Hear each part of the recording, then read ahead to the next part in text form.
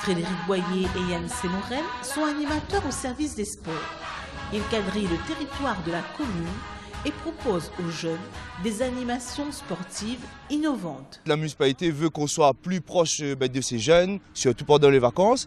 Et donc on a pour objectif d'optimiser les structures des quartiers et donc de venir dans tous les plateaux des quartiers de Sainte-Suzanne et de proposer du sport, que ce soit des tournois ou même voilà, là on a choisi de faire une promotion, de venir initier les jeunes à un nouveau sport qui emmène la curiosité. Et ce sport, il demande beaucoup de réflexion, de stratégie. Le tchoukball est un sport nouveau à Sainte-Suzanne. Yann Sémorel nous le présente. C'est un sport collectif, ressemblant un peu au handball. C'est un dérivé de handball, de volleyball et de squash. C'est pour pallier aux blessures, tout ça, mais il n'y a pas de contact dans ce sport. Et c'est un sport, comme j'ai dit, un sport collectif qui se joue avec un ballon qui ressemble au ballon de handball.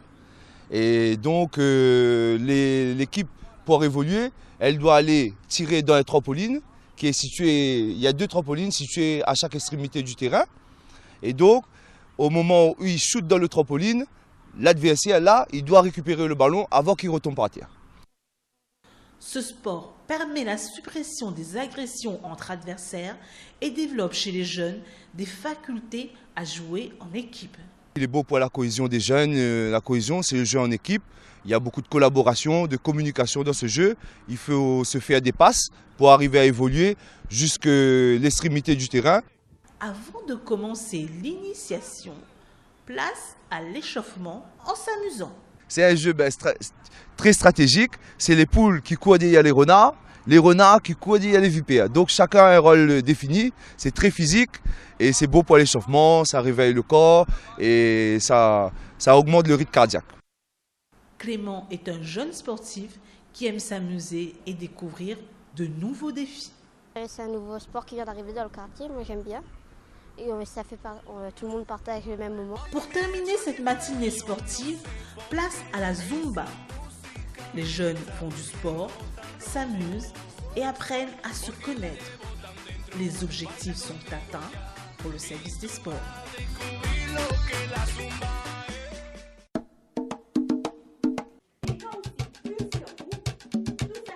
Le premier festival de contes de Sainte-Suzanne a permis aux habitants des quartiers de la commune de renouer avec une tradition léguée par nos anciens. Daniel Honoré nous raconte la passionnante histoire des Raconteurs Histoires La Réunion. Il faut dire que le banc d'histoire que nous avons ici, il est extrêmement riche puisqu'ils sortent dans, c'est pas 5, 6 régions du monde. On en a ça qui sortent dans l'Inde, on en a ça qui sortent en France, bien sûr. On en a ça qui sortent à Madagascar, ça qui sortent en Afrique, ça qui sortent en Chine. Tout ça là, l'a amaillé. Et fut un temps, tous les soirs, tout mon vieux grand-monde, et moi me rappelle mon vieux grand-mère par exemple, quand tu fini manger, quand tu fini laver le pied dans le bandage, alors là tu dis à nous, assise, mais ça raconte à d'autres histoires. L'arrivée des nouvelles technologies dans notre île a failli faire disparaître une partie du patrimoine oral de la Réunion. Pour Daniel Honoré, ce développement a eu des conséquences désastreuses sur notre héritage. Malheureusement, tout ça a bien se passé pendant un certain temps. Et puis ça, un jour, ici, il arrive une affaire qui s'appelle télévision. C'était en 1964. Et là, non seulement Bonne Marmaille la préfère regarder télévision parce qu'elle avait la couleur, au départ elle n'avait pas la couleur, mais elle avait les affaires, il bouge, en tout cas j'étais content et ça va, regarde télévision. Et même le bon vieux grand monde de l'époque, j'avais un petit peu honte de dire que si Marmaille préfère regarder ça, ça veut dire que ça est plus joli que ça qu'il peut raconter. Et combien de grands monde donc là oublie carrément transmettre à leurs petits-enfants bonnes histoires. Mais là, des certains quand même, la Niabou tient beau. Et en particulier, si Sainte-Suzanne, nous peut citer un nom d'un artiste, comme hier soir, on l'a cité là-bas, bagatelle. C'est un certain Gérose Barry-Watts, que tout le monde appelle après le roi, des certains même un petit peu mieux encore le roi CAF. Clarisse Siampirave est un militant culturel très engagé dans la valorisation de notre patrimoine. Pour lui, c'est normal de participer à la valorisation du racontage d'histoire. On rend moins compte qu'en fin de compte, c'est un gros patrimoine que nous en avons. Et qu'une affaire que notre bonne grand-monde l'a laissé, que les autres ne connaissent pas lire, ne connaissent pas écrit. Mais les autres laissent bonnes affaires comme ça, ils sortent dans plusieurs pays, dans plusieurs histoires. Nous voyons, ils sortent Madagascar, ils sortent en Afrique. En fin de compte, une bonne histoire est mélangée. Et c'est grâce à notre bonne grand-monde, nos bonnes ancêtres. Les autres gardent ça des autres têtes, des autres mémoires, puis les autres passent à nous ça. Moi, je suis content de découvrir ça au fur et à mesure. Je suis content de passer ça à d'autres mamans. Jean-Bernard Ifanoïza a été formé par les griots africains. Il nous explique les différences qui existent entre les deux cultures. Banaï vient d'une famille griot, donc des générations, et le papa griot, il entraîne les bons enfants avec eux depuis tant petit. Donc il n'y a pas de séparation, c'est un suivi. Et puis il commence jeune aussi, il commence à raconter jeune. Et que moi, il n'a pas eu ça. Dans la famille, raconter, oui, papa il racontait, nénène racontait. Mais après, moi, je suis obligé d'aller faire la mécanique, aller apprendre l'école, ouais. Donc, la différence, c'est ça. Et après, la manière de raconter, c'est que le conte, avant l'arrivée au XXe siècle, le conte était plutôt sur un pied de bois en famille. Il parlait le problème dans le champ, le problème à la maison, voilà, la vie quotidienne. Et que nous, ne dis pas que nous ne parlions pas non plus, mais n'était pas quelque chose, le urgent, le sacré, il faut, voilà, parce que nous avions déjà la télévision, nous avions déjà plein de choses. Ce festival a ravi un public qui s'est réapproprié une partie de ses traditions orales. Des fous rires et des larmes de joie ont rythmé cette semaine riche en émotions. Le rendez-vous est déjà pris pour l'année prochaine avec Grand Diable, Tijan et toutes autres bandes d'allons.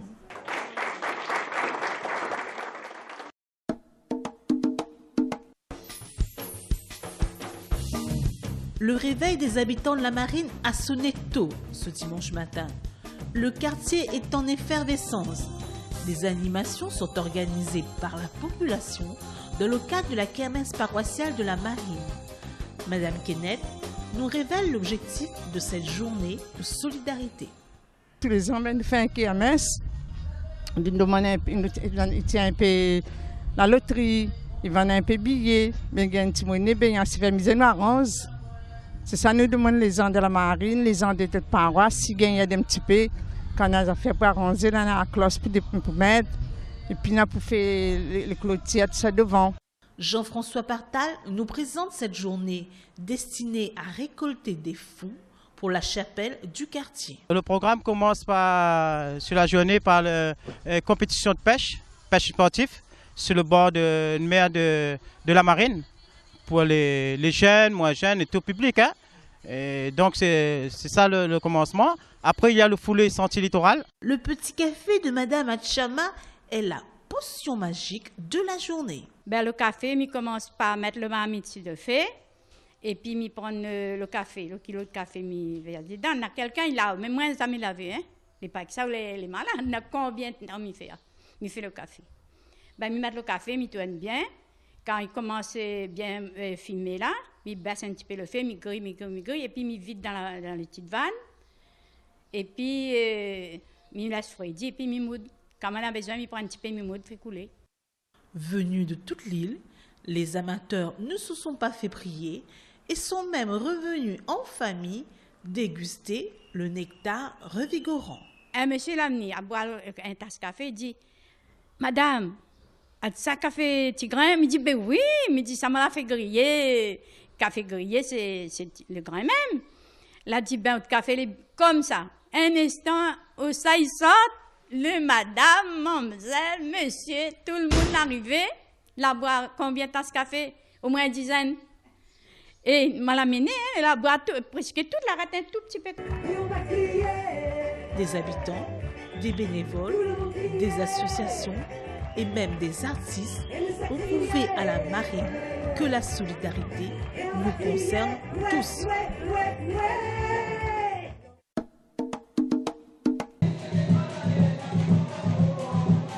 La ville de Sainte-Suzanne, berceau du peuplement de la Réunion, a organisé au Centre Zélandor de la Marine une journée d'animation dans le cadre des Journées européennes du patrimoine. Idriss Descurgues nous présente cette action. Dans le cadre des Journées européennes du patrimoine. Dans ce cadre-là, si vous voulez bien, la municipalité, en partenariat avec divers partenaires, a organisé une petite journée afin de mettre en valeur le patrimoine matériel et immatériel de la Réunion. Comme nous avons un petit partenaire de côté Saint-André, qui nous longtemps, ben là nous découvrons à travers son exposition toutes bonnes articles que là traversent le temps. Donc c'est avec plaisir que les Réunionnais redécouvrent ce patrimoine-là. Mais on a aussi des ateliers et jeux mis en place par le service d'animation afin de découvrir le patrimoine bâti et immatériel à travers des ateliers et jeux. Hein. Et cet après-midi, nous aurons un spectacle d'animation au niveau du Rond-Mouraigne avec des artistes de Sainte-Suzanne et de la Réunion. Il y a tous des membres de Sainte-Suzanne qui vont jouer hein, dans le cadre de ce Journée européenne du patrimoine.